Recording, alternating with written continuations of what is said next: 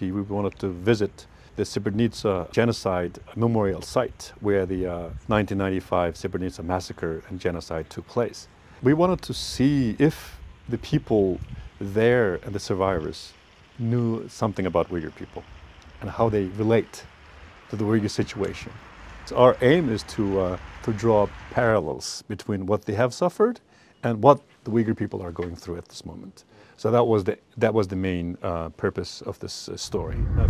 Bosnia is a place that suffered one of the tragic atrocities since World War II, the Bosnian Genocide in 1995. We thought that could be a great place to visit and see, what happened then, and talk to some survivors.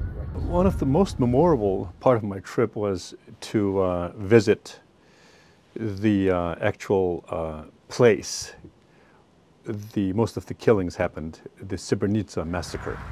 They built a memorial center called Srebrenica Genocide Memorial Center that includes one cemetery and one museum.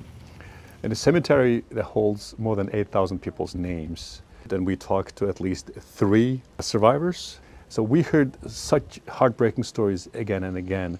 And one of them is an elderly lady. As soon as we asked questions, she started crying again because we felt that we scratched the wound, again. But she said it's better for her to speak out and it makes her feel better.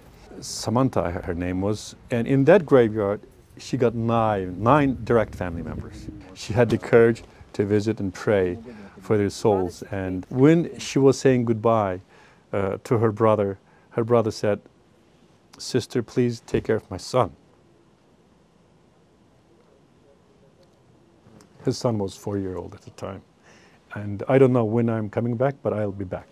But he never came back. And she said, even though my brother's son has a lot of resemblance to him, but he cannot replace. It's a great thing to be alive, to have this family, but sometimes I don't see any meaning of my living, she said. So they are just suffering still now. And even though they're suffering, but they're finding the courage to move forward. Uyghurs also suffering a lot of atrocities in recent years, especially since 2017. Mass arrests, sterilization, forced labor, family separation. According to some researchers, at least 1.8 million people were taken away to the detention camps.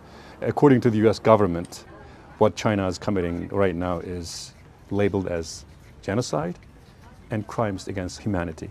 Similarities between Uyghur atrocities and the Bosnian genocide is one group of people trying to attack other people because of their religion, because of their ethnicity.